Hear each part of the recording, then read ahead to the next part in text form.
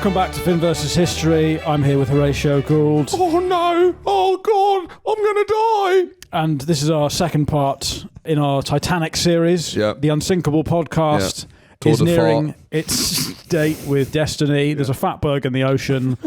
We left off with the ship having just set sail from Queenstown in Ireland. It's about a week before Hitler's 23rd birthday. Yeah, We're in everyone on Titanic's excited for his birthday. Everyone's already got their presents for him. What do you think Hitler's doing for his 23rd birthday? What do you think he's doing? Is he having a party? It's the gossip. It's the talk around. Talk the of the town. It's like on the front of OK magazine.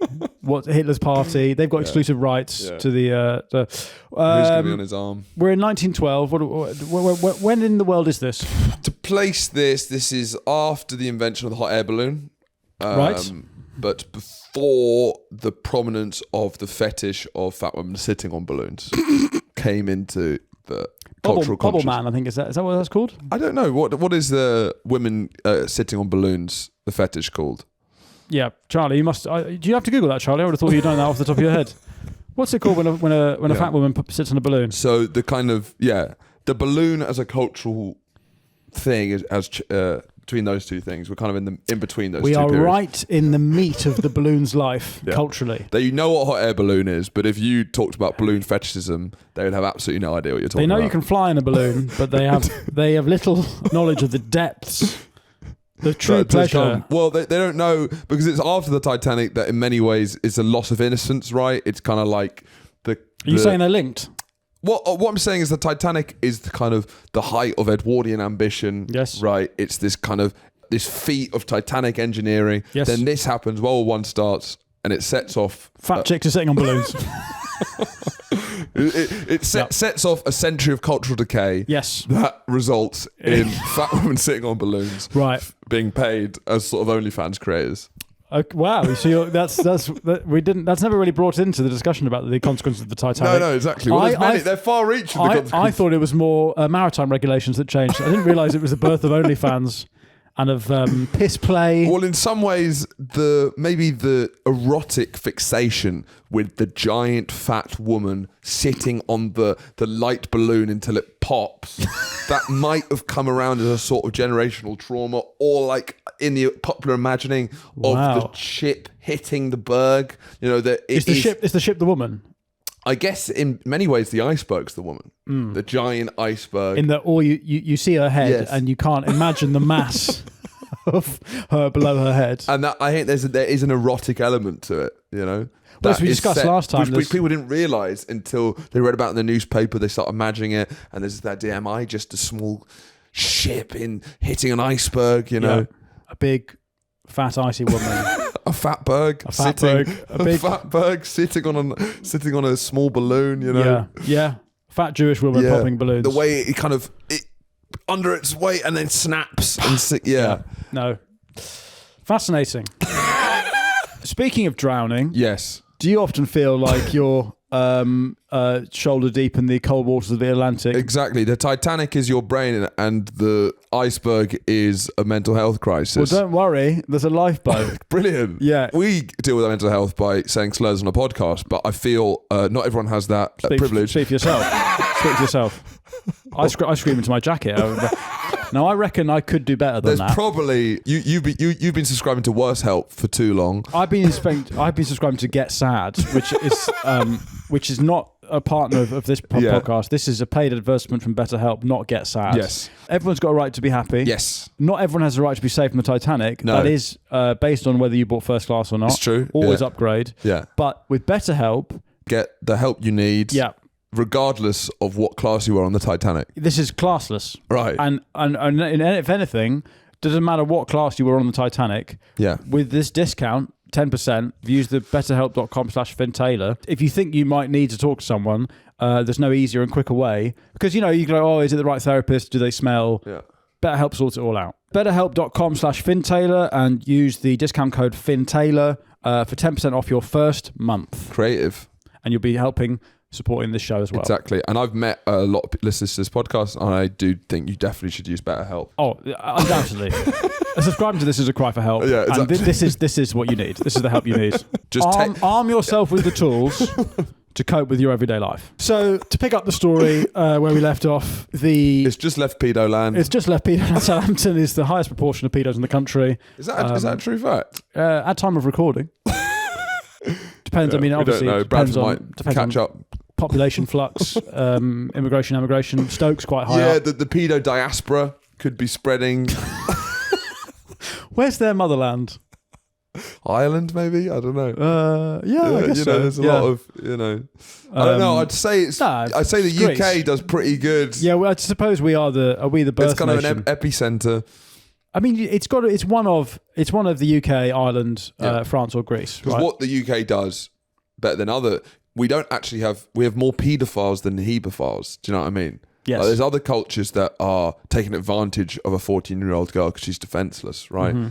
Whereas British pedos, it's the ones who are into 6-year-olds. It's like the real stuff. Italy. Right. Apparently it's Italy. Is that AI overview? No, that was... Paedophilia, Italy among countries with most cases. Yeah. Right. It's got to be in the melting pot. Well, it's the Vatican City, isn't it? Yeah, so I think what you'd say is that Vatican is the motherland and that the priests are the diaspora. Yeah. And they're spreading the gospel of nonsing. Yeah. And somehow Britain caught the bug, even though we Reformation. We tried our best. Anyway, the Titanic set sail from Southampton, which is, as we've heard, the city with the most paedophiles per square mile, per capita the most pedos. That's why P and O. The "and" stands for D, so it's pedo cruises. Right, and then if you're doing stats, what's PP? People purchasing parity. Yes. So it's like pedo purchasing parity. Yes, that's what we have the highest of. People study PPE Oxford, PPEdo. That's all you got time for. That's the end of the podcast. So the Titanic statistically has a higher proportion of paedophiles on board than a ship that left, say, Liverpool. Yeah. Anyway, it set sail with its rotten cargo to Queenstown Island, and then is heading into the open Atlantic. And now it says 6 o'clock on the 10th here, but that's GMT rather than the ship's time, I think. Right. Anyway, so between April the 12th and the 14th, 1912, again, it's clear and calm waters. Sunny days. Unseasonably calm. People are out on the deck enjoying themselves. Supposedly the evenings are, it's a dark sky zone, obviously, because it's just the lights of the ship. So apparently there's more stars than you've ever seen when you're out on deck. Well, you don't know how many stars I've seen. How many stars have you seen? Loads. Really? No. I just, I don't like the assumption. Right, on okay. how many stars I'd seen. You don't look like a man who gazes upwards. I'm looking at my trousers I think you're looking all the yogurt I've spilled. Oh, yeah, you're looking at the gutter. What's that saying about some of us looking at the stars, we're in the gutter? You're in the gutter looking at the gutter. Going, how the fuck do I get out of this? So people are enjoying the luxury and amenities. I'll say this now. This is probably the best time to be on the Titanic. Okay. If anyone got off at the April 14th, they would have thought, what a brilliant ship. Yeah. I had a lovely time. Yeah. Great. I recommend it. Yeah, it's kind of like... people are playing like big chess, like those Greek guys do. Yeah, it's kind of like Eminem's discography. Go on. First 3 albums. Great, what a rapper. Yeah. And then it all goes... What's the iceberg? The iceberg is probably... what's the one where he did You're Not Alone, I'm Not Alone. When he started collaborating with Rihanna, I think that's probably when it started. She's the iceberg, isn't it? She's the fatberg. She's the big batty gal. So, passengers are enjoying the luxury and amenities on board. They're having spas. Yeah. In the film, this is where Rose, Kate Winslet, and Leo are like... I mean, Leonardo DiCaprio he's not a hebephile, is he? He's just a sort of... He's just... Why would he be a hebephile? Well, I know there's a thing about him having young girlfriends, but they're Oh, you mean in real life? Sorry, not the character in the... Sorry, I meant Jack. Yeah. No. Oh, no, he is it. Probably, yeah. Yeah. To be honest, he's someone who is sort of playing... In the way that the Titanic legally was allowed to have 16 lifeboats. Right, You know, he's playing within the rules. Legally, he's allowed to have 17-year-old girlfriends. Yeah, I guess he's a bit like the straight Schofield, isn't it? Yeah, it's still unwise, weird. but not illegal. Which you could say about the Titanic having 16 lifeboats, yeah. wouldn't it? the builder of the Titanic did an interview where he was honking on a vape, going, "Listen, what I've been through. Do you want me to die?" Yeah, he was like, "Well, I chose 16 because I think that's the perfect age for sexual consent." It's my favourite number.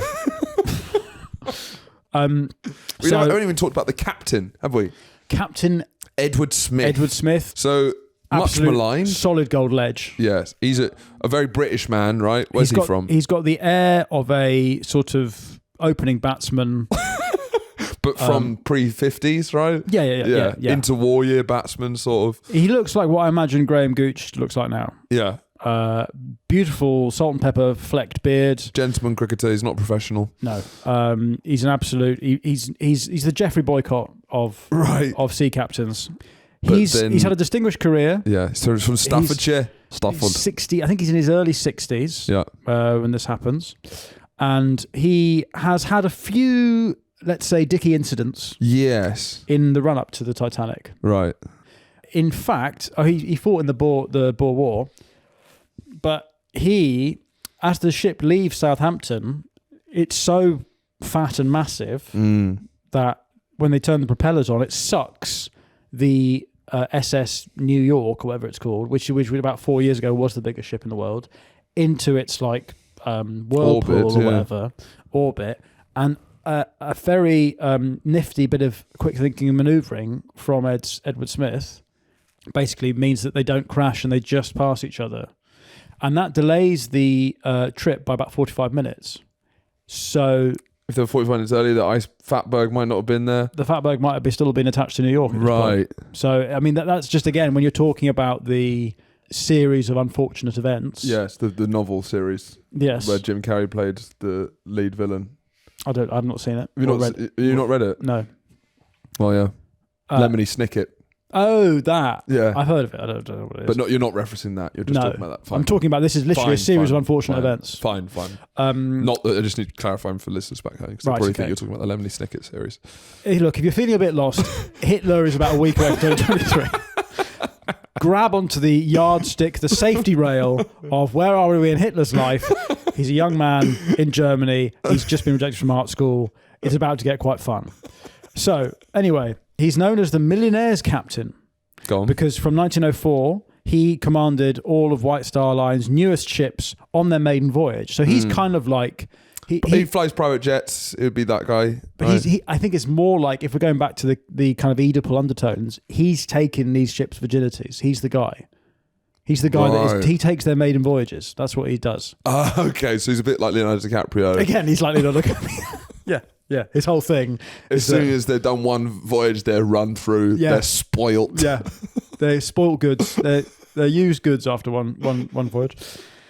So, do you think he's, from what you've researched, do you think he's been harshly treated? Because what's the view of him? Obviously, it's not a great look when you are a captain of a ship where 1,500 people die because it crashes. Yeah, in an open ocean. Yeah, he's not. We'll get on to what happens, but I think he goes down with the ship, which is the right thing to do. You got to go down. To be honest, it's the ideal scenario for a British person, I think. Yes. Yeah. Is to be able to commit suicide with dignity. Yeah. That is how we're meant to die. The British like lizard brain. Yeah. The true British id is, well, I'll be the one to kill myself. Yeah. I'm not dying. Yeah. I think why Britain's becoming such a fever dream culturally at the moment is because there's nothing to die for. People are living too long as well. Yeah. It's just not really what we're culturally been built for. We are built to colonize people and repress all the guilt from that, and then kill ourselves in our 70s without uttering a word of contrition. Yeah, a dignified suicide is what we have been bred for. A dignified suicide. Correcting people at pub quizzes. The story of Britain. That's the book. I mean, think about how we gave up the empire. Yeah, but then you look at the British dad. Yeah, and I think about the British dad a lot. The guy, I don't know, in the shed who's got too into cycling. There's just. They're built for something else. Yes. And they live in the wrong time. Mm-hmm. So instead, they have to wear shorts with big pockets. Yep. They have to correct people specifics on pub quizzes, questions. You know, this is not what this person was built to do. They shouldn't have hobbies. They should have one job, and when that goes badly, even for a second, they kill themselves. Yes. Yeah. So it's a travesty that they're just born out of time. You see them all over this country. If this podcast ever dips in numbers, I will die on this sofa. Yeah, because you're a dick. Yeah, we go down with your shit. Exactly, I'm Edwardian. Whereas I will put a wig on and get on the lifeboat. I'll be Hitler saluting. Charlie takes me in his arms. Yeah. I'm going to Hitler salute myself to death. If that's a way of dying, I'm going to be doing the downfall scene until I die. Cause of death, too much downfall. His downfall was he couldn't stop doing the last scene from Downfall. Cause of death, couldn't stop doing a downfall impression. Yeah. So, but he seems like he gets a relatively tough read. It doesn't really feel like it was too much that he did wrong. It was just very unlucky. Well, right? I think we need to get to what happens. Yeah. So, first 2 days, it's all la-di-da. Everyone's having fun. La-di-da. Love the sun Titanic. Now, there are some crimes that happen on the Titanic, which Charlie had a tab up. Can you get that up? There's a lot of people from Southampton in there, so I'm sure there's a lot of crimes. There's a lot of what? There's a lot of people from Southampton on the ship. So I imagine there's lots of paedophiles on the ship. There's spying. There's bigamy. There's spying. There's kidnapping. Some passengers were involved in kidnapping. Now, protesting as are you kidnapping someone on the ship? Where are you taking them? To a different part of the ship? That's how big it is. Some were protesting as suffragettes. I mean, ladies. Look, come on. Given what happens at the end, park all that shit for the time being. Start that now. Like, do it after. This is the worst time to be a suffragette. What are you talking about? This is the best time to be a fucking woman. No, it's the best time to be a woman. Yeah. But you don't want to be someone who's just said, women are completely equal to men. We need to be exactly the same. Yeah, you know, that's the worst time. Oh, really then? All right, lads. First come, first serve. Fuck it. This is your big payout. Strongest people get off the ship first. How about that? The big payout for societal oppression is you get the first lifeboat. And that's why it was so sad, given how many paedophiles were on board, that the children, they were looking out going, oh, for fuck's sake. I'd love to be on one of those boats. Why couldn't we say just women first? Why can't we say children and me on that boat? Lads and children kids. and the Southampton paedophiles on boats first. Yeah. No, parents can't go. No, you're a paedophile? No. Well, you're not going on this boat. Pedos from Southampton and kids first. Pedos and kids first. I'm from Stoke. I'm a pedo. Can I go? No, just from Southampton. There was apparently some passengers preached illegal religious ceremonies. Now, what's that? What kind of stuff? I'm going to guess that's Joseph LaRoche from Haiti, and he's sacrificing a goat in the third class or something. I've got no idea. But they have a police force on the Titanic. Do you remember? Because in the film, which is obviously all the research I've done for this, is that they bang Leo up at some point. For nicking, they plant the necklace on him. But also, when Rose is about to chuck herself off the front, and Leo saves her, they assume that he's kidnapping her or chucking her off, and so there's some kind of like police force on board. Yeah, and bigamy. What's bigamy? Taking of many wives. Right. So are they? Did they get arrested for being bigamites? I don't know if there's an active bigamy sting on the Titanic. Some people were intoxicated. I don't know if that was a crime. Spying. Are people spying for the iceberg? I That's don't what know. Happening? Has the sea got a mole in the Titanic? So then we get to April the 14th, which is the Titanic's date with destiny. Hitler's birthday's nearing. Hitler's birthday is only 6 days away. Now, it says here 9 o'clock, but that's not... It's actually about 11 o'clock. Yes. So 11 o'clock, this is the time on board the ship, because it's in the middle of the Atlantic. It's about, 600 miles off Newfoundland? Is it 11 p.m.? On the ship's... Yeah, by the ship's clock. I thought it was a bit later. Okay. Well, I don't know, because this is actually... Because I thought it was right... It was like 11:40. Right at the end of is the collision. Fine. Right. So about 11:30, at some point, I don't think it really matters, the lookout, Frederick Fleet, spots the Fatberg directly ahead, and he goes, "Fatberg ahead!" And he goes, "Is that?" He goes, "Is that Jonah?" That's Seth Rogen. So is that the guy from Superbad? He rings the bell 3 times, which is the code for fuck. Oh shit. Yeah. So ding a ding a ding a ding. Now they don't have any binoculars. Yeah, that was a bit of controversy. But it's actually apparently that's not an issue, because binoculars wouldn't have helped, because binoculars are good to see something that you've already found. Right. So actually, binoculars would have slowed down. Fine. Because then he would have gone, "Is that Seth Rogen?" And he would have gone the binoculars and go, "Oh no." So maybe it's John C. Reilly. I can't really tell. One of the fat Jewish guys. I can't remember who that is. Is it Adam Sandler? He's got a bit fat recently. Anyway, what they do then? The captain's gone to bed. Ed Smith is tired. Edward Smith's tired. Gone to bed, and a guy called Murdoch. No, there's Lightoller. Yes. There's Lightoller and there's Murdoch. On either side of the ship. And Murdoch is the one that's in charge. He's the ranking officer. Right. And so Murdoch hears the iceberg ahead. He rings the bell, and then he rings down from the crow's nest and goes, "There's a nice fatberg dead ahead." Yeah. And then, what did I just say? Murdoch. Yeah. He goes, right, hard to starboard. Yes. What this means is turn left. Yeah. Which probably is what dooms them, right? Yeah, say it quicker. No, the turn. Oh, right, sorry. The turn is what yes, it is. Makes it the most unfortunate possible crash. So the practice at the time, when there's a fatberg, is just plough through it. Plough through it, yeah. Jonah Hill can't take a fucking 300-ton ship going through it. Drive straight ahead, and then you'll kill about 80 firemen. Oh, so they were definitely going to die if it had done that, because all the off-duty stokers of the coals slept right in the front, in the bow. So I'd be like, can I... So he would have just gone, and then it would have... Oh, okay, fine. So it would have killed about 80 of the boiler men. But as I say, they were sort of drunken. They were from Southampton, so they probably would have killed a lot of paedophiles. It would have been the greatest anti-paedophile sting in history. It would have been a very different story.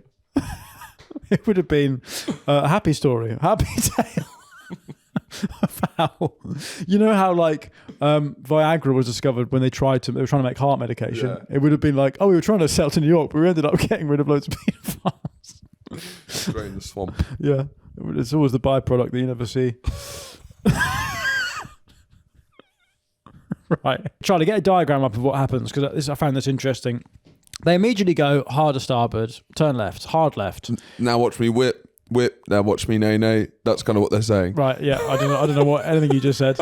I don't know anything you just said there. Watch me nay.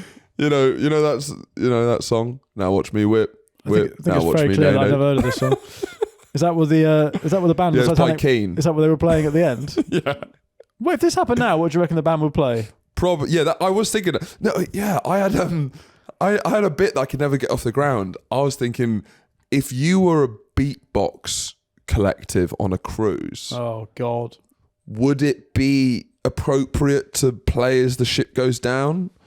Like if you were sort of like one of those kind of harmonizing beatbox, like Leicester Square, like like I mean, probably are on cruise ships, right?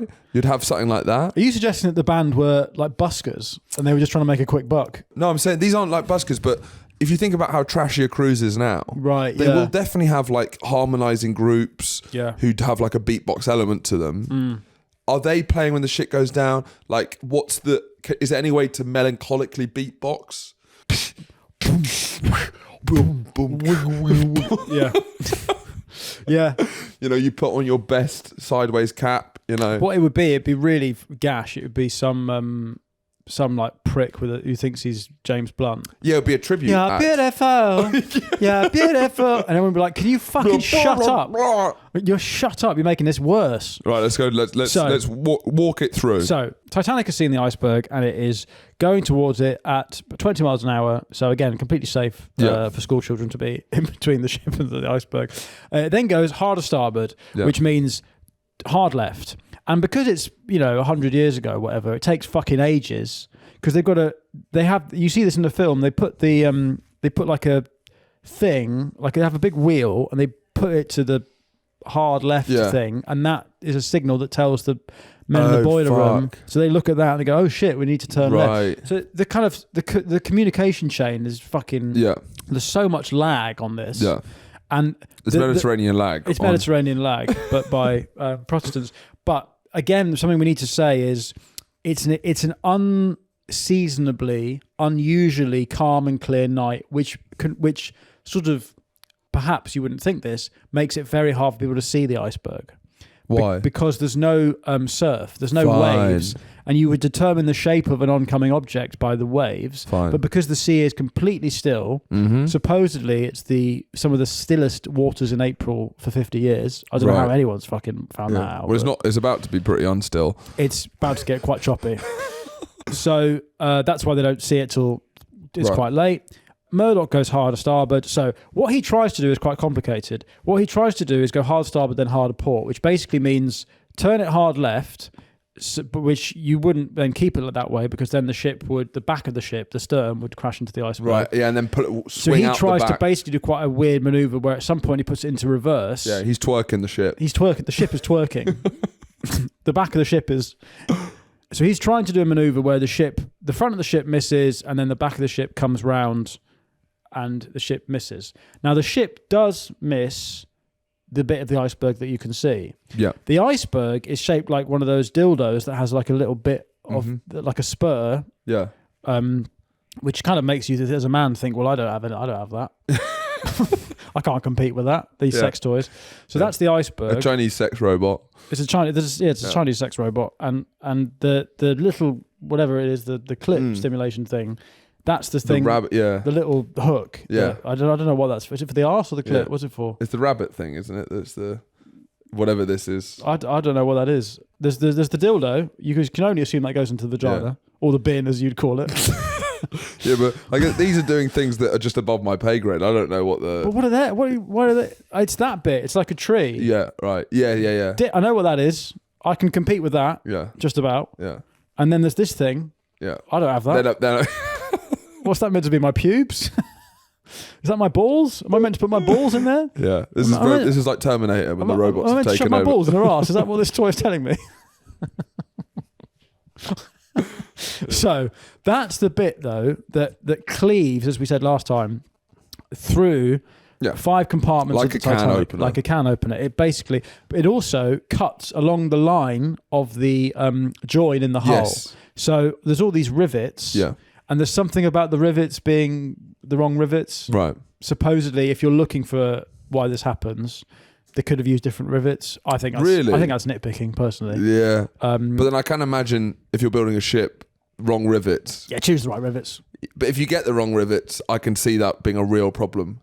Well, Do you know what I mean? Yeah. Like when you build a chair and you like an IKEA chair, if you switch the wrong ones, it can all collapse when you sit on it. Yes, yeah, that's true. If all the screws didn't fit, but then it would just leave Southampton. What you mean? All the passengers get on board and it immediately just sinks in Southampton. It makes about, I think, the longest incision is about 12 meters. Right. But they're actually all quite small. But because, as you say, they're down a lot of the ship. Yeah. It means that water's coming into 5 compartments from the off. Yes, from the off. side. Yeah. Which means it's doomed. So it's not the bulkheads is not staggering the water. The bulkheads are meaningless. Yeah. The five ones of you, the five ratios with their massive heads standing in between the compartments, they're redundant now. Did they manage to lock off half of it? And so then the weight of the water is what causes the It's the amount of compartments that are flooded. They shut the automatic doors so they contain the water, but it's because the bulkheads stop at one point, and as I said last time, there's too much sea for the amount. There's loads of sea. The sea is going to come in. Yeah. As soon as you open the ship, the sea is coming in. Yeah. And the sea will carry on coming in until it runs out of sea. Yeah. The Atlantic is a fucking massive sea. Yeah. So the physics of this are only going one way. Sure. The sea is going to the ship until there's no more ship for the sea to go in. And also, I think what makes this kind of story just so is it all happens so quickly. From hitting the iceberg, it's an hour and a half until it's completely underwater. 2 hours. 2 hours. 2 hours, 20 minutes. Yeah. So the front is starting to go down because the compartments are starting to fill up. Yeah. And this is the point where there's this conversation between Ismay, who's the annoying designer of the ship, the little spoiled brat. Mm-hmm. This is when him and Smith and Anderson, the designer, are in this is in the scene of the film. Mm-hmm. But she can't sink. She's made of iron. I assure you she can. Yeah, she will. Me speaking to a hotel worker staring at my toilet. Yes. It's that scene again. Yeah, it's that scene. Yeah. So at 12 a.m., midnight, about 20 minutes after the iceberg has struck. And again, people on board the ship, they don't feel the iceberg at all. They're just like, eh? Yeah. They hear a loud scraping. Yeah, like fingernails on a chalkboard. There is like a loud scraping But they're sound. hearing all sorts of shit from the fucking Irish and the Jews downstairs. So they're like, will you shut up down there? I'm trying to sleep. They assume that someone's fallen off a chair or something. Right. Anyway, At midnight, the Titanic's list becomes quite pronounced. Right. So people are sort of having a drink like, oh, fucking hell. This is a bit weird. What was that last? Did you spike my drink? Oh yeah, I'm feeling a bit woozy here. Yeah. So let's say close to midnight, the Titanic's beginning to list, and Smith knows it's going to sink, and Anderson has said you've got about 2 hours before this is completely out. Fuck. Smith then goes, "Oh, fuck off." What? Fuck off. What? No. So then he goes, presumably he starts getting people to get into lifeboats, but he then goes to the Marconi room. Now, we haven't actually talked about this at all. And the Marconi is a state-of-the-art... crucial part of the story. Yeah. The Marconi is a state-of-the-art Italian communication device which is used to send out distress signals to any messages to other old boats. lady want to fuck young girls. Yes, exactly. But so they got a macaroni machine... and they're too tired. It's a pasta making machine and not a communication thing. There's Titanic things, and it's like we shouldn't have left this job to Italians. It's so confusing because Ed Smith, all of the names are names of pasta. Yeah. I thought I was getting a Marconi machine. They said a macaroni machine. Yes. See, macaroni. So Ed Smith goes in and goes, "Can you send an urgent telegram saying can you send out distress signal?" And they just start bucketing out macaroni. They're just rolling sheets of lasagna, going, "Okay, quicker, I'm quicker. on it. We have a ship is sinking." Yeah, and they're just throwing lasagna sheets into the sea, going, "Please, somebody."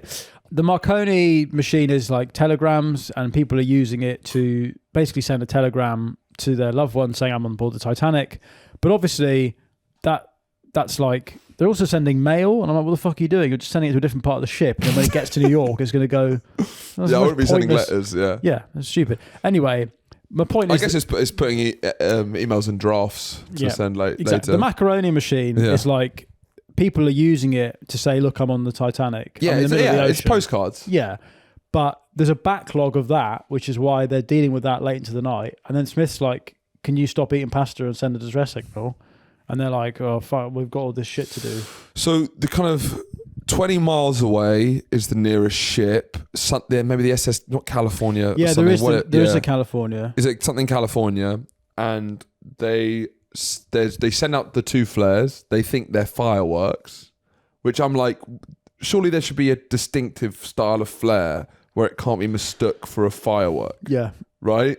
If it's like, is that a flare or a firework? Change the design of the flare. Surely it should be... Or just there should be a code where if you see something bright in the sky, it's probably a distress signal. Yeah. Who's doing fireworks in the middle of the Atlantic? Yeah. Felt weird. It's not New Year's Eve. And then half an hour before the distress signal was sent to them, they turned off the machine and gone to bed. Yeah. Which also feels like...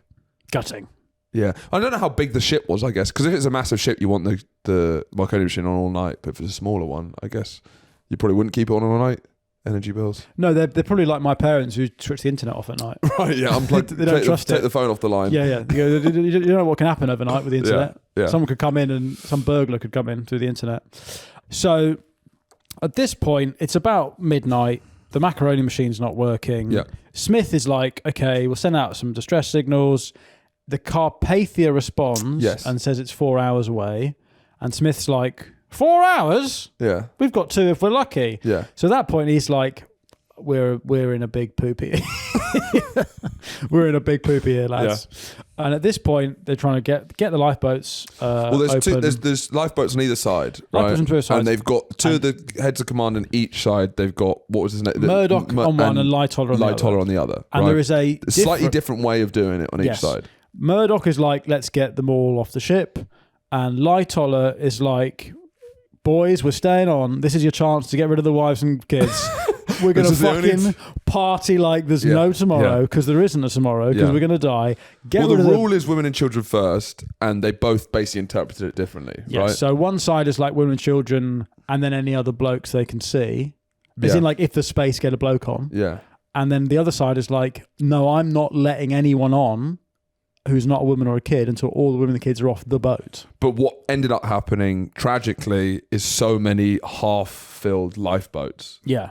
But there was also the reason why they wouldn't put because there are a lot of suffragettes going, "No, I want to be treated the same." Sure. I mean, it is the funniest type of people for this to happen to, Edwardian English people is maybe the funniest people for the Titanic to happen to. Yeah. Because pretty much every other culture in the world, there would be, not mass hysteria, but like when anything terrifying happens, people respond in a human way. Yeah. But this is the most polite after you people in the world. Yes. No, after you, sir. No, after you. No, I couldn't possibly. I'll die. Yeah. To death. Yes. Yeah. Probably only the Japanese could compete with this, maybe. I couldn't possibly to death. Yeah. That's how they died. The cause of death.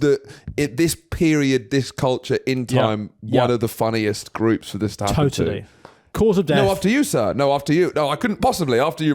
And then... Cause of death after you, basically. This is the culture. The most people dying from politeness possible.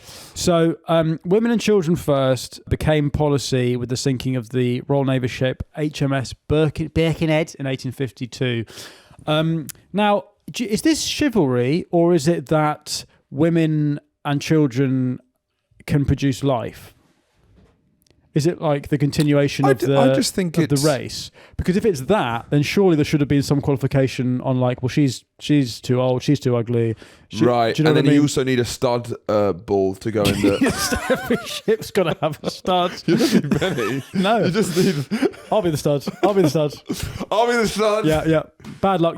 You've got the ugliest sorry, life. too ugly. You're not coming on. Yeah. Women, and because even when Hot women and children first. Because they must have had that first. Right. I'm going to be the stud with the hot women. We're going to have a pedo with the kids. That's me and you if we were Lightoller and Murdoch on either side. Yeah.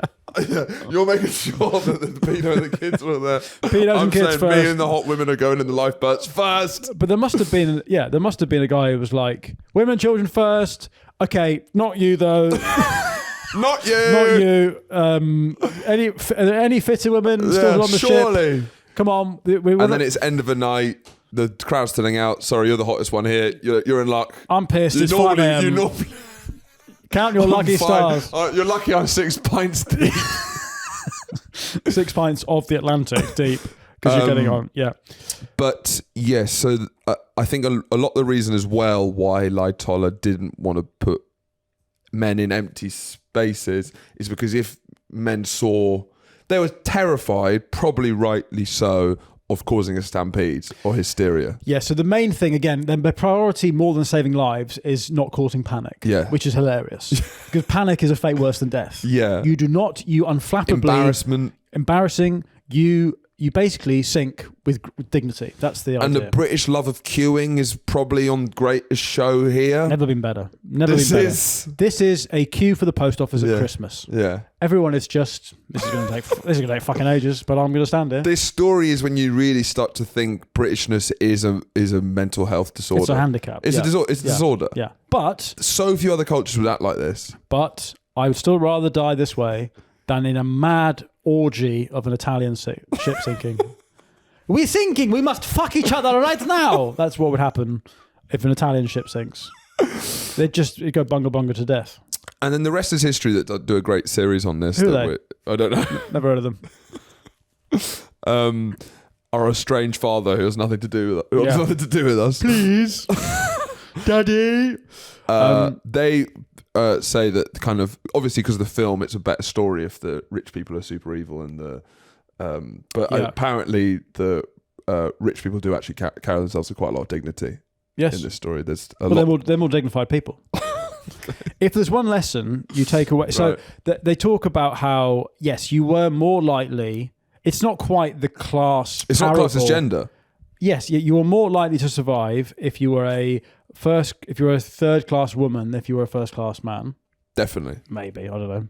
I've said that might not be true. I think it's true, yeah. But it's also not quite the class parable. Like in the film, all the third class passengers are locked behind gates and they're like, "We're not rats, would you let us out?" Yeah. That is on insistence of the American Port Authority to try and stop disease. And they do open the gates. They were slow opening them. Yeah, they were slow opening them. But also, because there were more stewards per passenger on the first class, they're like, in the beginning, a lot of passengers were like, "I'm not going outside, it's fucking freezing. Piss off, I'm trying to go to sleep." And they're like, "The ship is sinking." And they're like, "No, it's not. Let's just fucking hit a fatberg, we're fine." Yeah. So, but the first class stewards were like, "No, come on, get up." They helped them up, put their cork things on. In third class, they literally open the door and go, sinking, come on. Yes. It's like... Well, yeah, it's like economy on a plane. This is my point. Versus business class. The real lesson of the Titanic... You get a different menu, you get a different... The real lesson you take The guy from with the chef's hat comes out. The real lesson you take from this is you should always upgrade. Right. It's 30 quid in a weekend. Just take it. Yeah, because if the train crashes, you're more likely to live if you're in first class. Oh yeah, there's a couple of dogs in the Titanic. Yeah, and a couple of the dogs survive. Do they? Yeah. Oh really? Yeah. But I think what is you're more likely to survive if you're a dog than if you're a black man. Well, there's only one black guy. Exactly, and he dies. Yeah, so it's 100% death. So it's 100% more likely if you're a dog.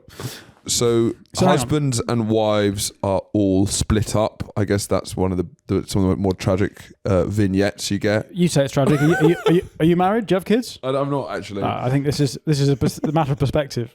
For some of the men, it was the happiest they'd ever been, seeing their wife and children go. Yeah, thinking, "Here we fucking go, boys." And then this is when cruising, the other type of cruising, really takes off.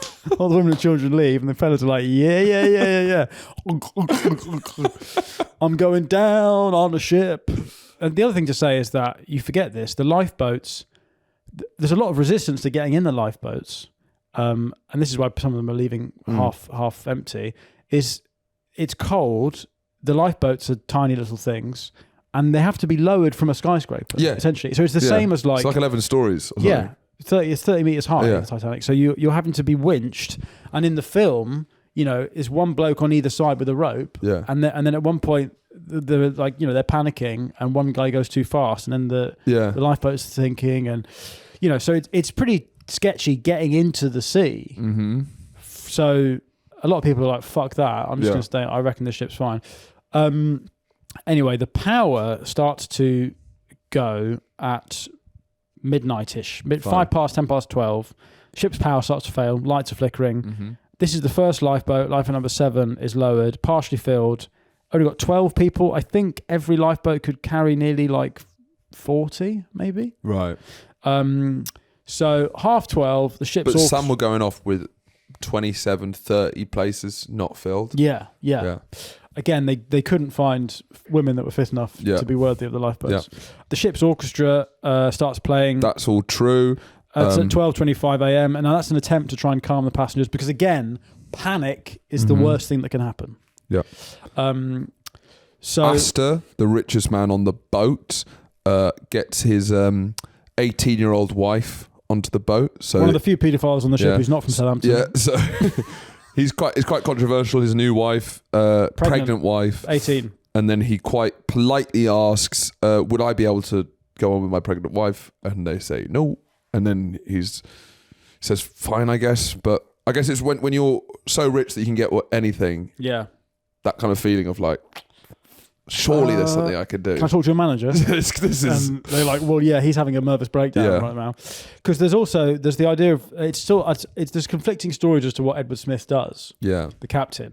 Some are like, from the minute the lifeboats start, he's basically having a fucking Vietnam flashback, and he's just staring, and he's having a mental breakdown, and he's taking his trousers off, like shitting on deck. He's going mad. He's on the poop deck to curling one out. Right? Yeah. He's trying to do it. He's trying to keep the ship afloat by doing the biggest shit. Yeah, not the most efficient response to the crisis. Yeah. Some people are saying that he's genuinely like swimming into third deck, rescuing babies. I feel that's more likely. I think this is a British man's dream. Yeah, it is. Yeah, just go out with a bang. I think what he does is he goes up to the bridge and he just kind of stands there and basically just like lets it happen. Yeah, almost because he knows it's fucked. He dies on the bridge. I think he does die on the bridge. Documented. Yeah. But there's conflicting stories. Then. So the orchestra starts to play. At this point, it's starting to get pretty terrifying. Panic is starting to happen as the lifeboats... As people are starting to realise there are very few lifeboats, actually, and they're all leaving half empty. Well, that's going to be an interesting bit, because they obviously... You have to work that out. They're not saying there's not enough lifeboats for everyone, are they? No. So you're in that queue, and you have that moment when you like... Yeah, and when you see... The pastry that you had your eye on, and it's just like there's 2 and then someone gets 1, you're like there's 1 left, and then there's 3 more. There's a fat guy in front of me. I think he's gonna eat everything in the shop. So that kind of very British, like Well, there's 2,000 of us and one lifeboat. Do you reckon that guy's going, sorry, are you going to get in this lifeboat? Or No, you are fine. No, please. Sorry. I'll die. I'll just die. Then. We should both die. Should we both die? Should we put the lifeboat in with no one and then we'll die? That's a good idea. That seems fair. Yeah, fair's fair. Fair is fair. Yeah, the most British thing to happen would have been if they just let all the lifeboats go empty and everyone died. That would have been the perfect. That's what Britain. That would have made Britain proud. Put the paintings on the lifeboat. Save the art. Put the dog. Put the first folio of William Shakespeare and a dog on a lifeboat. Salute it, and then we're all dying. Yeah. Imagine finding that. You're waiting for the Titanic in New York, and then you just put out a search party. There's just a bunch of boats with Picasso in it and shit. By 1:45, the last lifeboat number 16, is lowered, and there are, I think 700 people survive there or thereabouts. So I don't know how many of them are in lifeboats. Probably the majority are in lifeboats. Yes, I'd think so. Some of them are just very good at treading water. Yeah. So 700 people just doing that. And then there's some boats full of art and a couple of dogs. Captain Smith is curling one out on the poop deck. And the band are beatboxing. And so it's unsure what to beatbox. Some people have jumped back out of the lifeboat onto the boat. Because it's so sick. Shit, they got beatboxers. Nice. Yeah. So I guess kind of what makes it so 9/11 adjacent is the next half hour where you get this real sense of the magnificence of man crumbling, and you get these images where the funnel, the awesomeness of the infrastructure collapse built in with the human tragedy. Yeah, it's the tower coming down is such an extraordinary image. The boat snapping in half. Yeah, and the funnels listing, and then so the first funnel. Now one of them was ornamental, the smokestacks. Right. Because they had 4. Right. But only used 3, but they wanted another one for symmetry. So those they collapse, and the bow. A second funnel has fallen. That's what someone says.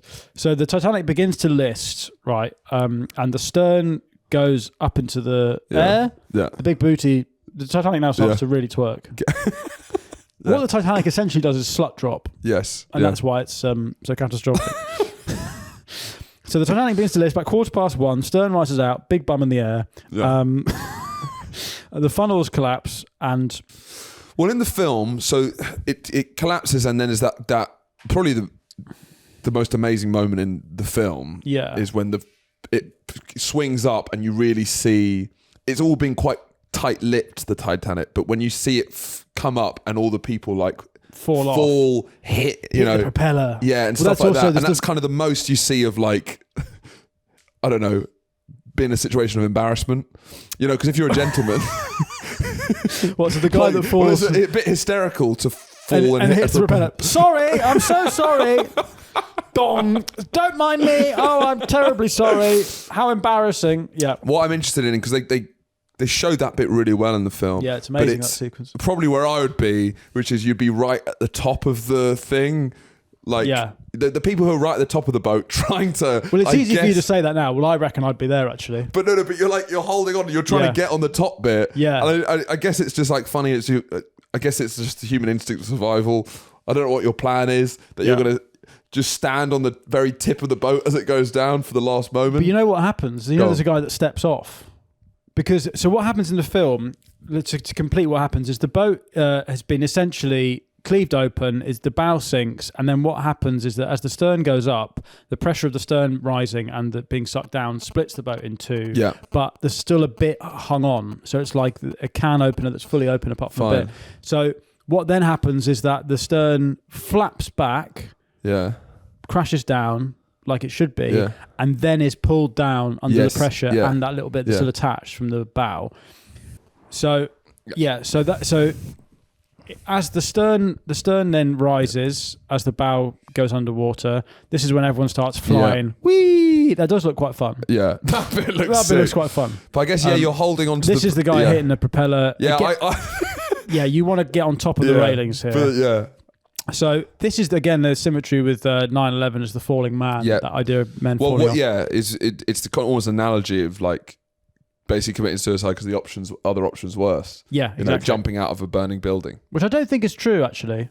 You'd rather burn in a building? No. I mean, in this, I think you're like, well, I can swim. Yeah, I'll see what happens. Yeah, I'd see what happens. So in the film, which we're watching now, if you're listening, the bit where the stern is completely vertical and then goes down, actually happens a lot quicker than it did in real life.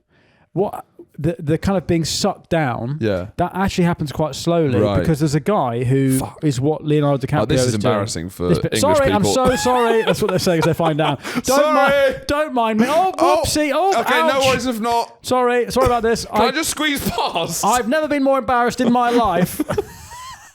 Yeah, they're hurtling to their death. Oh, can I squeeze? Silly me.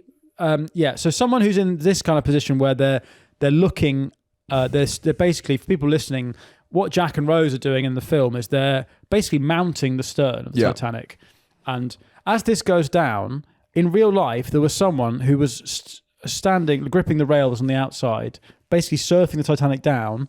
And then it happened so slowly that he was able to step onto like a door and then get onto a lifeboat without getting his head wet.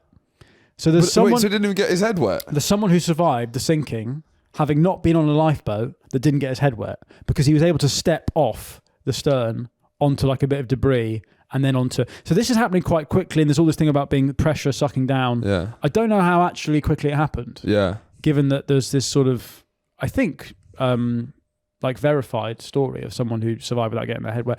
But who knows? I mean, if you survive this, you'd be like, yeah, I didn't even get my head wet actually. Yeah. I didn't even have to swim. You'd hope that you die of old age, wouldn't you? Like, to get hit by a car a week later would really feel like... Well, a lot of people killed themselves, actually. Yeah. Having survived. Which we'll get onto. But a lot of the... Titanic is obviously such a big Titanic nerd, but all of the specifics in these stories are often based on real events that he's kind of crashed into the Jack and Rose story, right? Yeah, so totally. The door. Being on the door, there's a story of a mother... on the door, and her 3 sons are all clinging on like Jack was. Oh yeah. And men die quicker than women because they have they're less big. They're not big batty gals because they're small batty boys. Because they're tiny batty boys. You men just in general have lower body fat percentage. Yeah. So you freeze thick you like freeze death to death quicker. Also, in situations of panic, your body gets more excited. So you the men have all got big boners. All their blood's gone to their dicks. They're like, yeah. And so does this mean that Caribbean women or women with big bums live longer in situations like this? In situations like this, yeah, probably. So a Caribbean ship sinking, there'll be more survivors. Yeah. And then the story of Fang Lang, one of the few Chinese passengers on the ship, actually probably has the most amazing story. So there's obviously all the lifeboats are watching this happen. Apparently the noise is extraordinary. It's just this kind of horrifying drone. Not only has the boat just gone down with the mechanics of that, but you're just hearing 1,500 people screaming. Oh, it's really cold. Oh, fucking hell. You know when you get into a hot bath? Yeah. Like that, yeah. But even though the ships with... Imagine listening to 1,500 Wim Hofs going on about how fucking cold it is. Well, yeah. Another great Dan Rath bit, which is for a small period, it's actually healthy because it's good to be in cold water. Shout out Neurotic News. Yeah, great podcast. Yeah. Sorry, carry on. And so the sound of people dying is awful. But you're in a lifeboat, and there's a lot of half-empty lifeboats. But the reason they don't all go back is because they're once again terrified of being pulled in. Like if you go with a lifeboat, everyone's going to swim to you and then pull you in. Yeah. A cup, only one goes back. And it's the one in the film where the American woman Molly Brown, who's with a bit whistle, of a feminist firebrand. Yes. Yeah. One goes back because they're waiting for them to thin out a bit, basically. So there is a lifeboat that goes back, but gives it a minute. And also, no one is drowning. They're all freezing to death because they've all got life jackets on. Yes. So no one is... It's all just freezing. Well, I think some people are drowning. Okay. Yeah. Definitely some people drowned. Yeah, of course. But in general, everyone is... All the corpses are floating on the top. So how can you get something on how they actually died? I think it's a mixture of hypothermia and then your brain loses consciousness in like 8 minutes because the water temperature is like -2. Yeah. Right. And there's floating bits of like fat. Stephen Bartlett's having a great time. Chris Williamson's in there. Yeah. All of the kind of healthy manosphere. Andrew Huberman is like, this is brilliant. This is great. This sinking is the best thing that's ever happened to us. We're optimizing our day. We're waking up. We're awake. It's 3 a.m. and we're already in the ice bath. This is brilliant. This is ideal. Official report recorded that 1,489 people drowned. Okay, fuck. Well... some say that immersion hypothermia was the primary cause of death, which might be the point. Is that it's a lot of people drown then. Well, I guess the point is that you freeze and then you pass out, but you're still alive, but then you drown because you're asleep. You're asleep in the sea. Right, you're taking a nap. If you're asleep in the sea, you're going to die. Yeah, fine. Yeah. Anyway, so Fang Lang, back on Fang Lang. So Fang Lang is a Chinese guy on the Titanic, and this is supposedly where the whole door thing comes from, right? Yeah, so he literally somehow had managed to hold onto a door and was picked up by a lifeboat in the end, which is pretty amazing. By 2 a.m, the Titanic has completely sunk. Night, goodbye. Yeah. Everyone, as you say, is then screaming, oh, fuck, it's cold. Yeah. The Carpathia, a nearby ship, which is the one that had heard the original distress signal, and there's a interesting / boring element. It's not funny, but it's quite boring. Is the distress signal from the Titanic, because of something to do with like how their clocks were synchronized, was actually 10 miles out from where the actual position.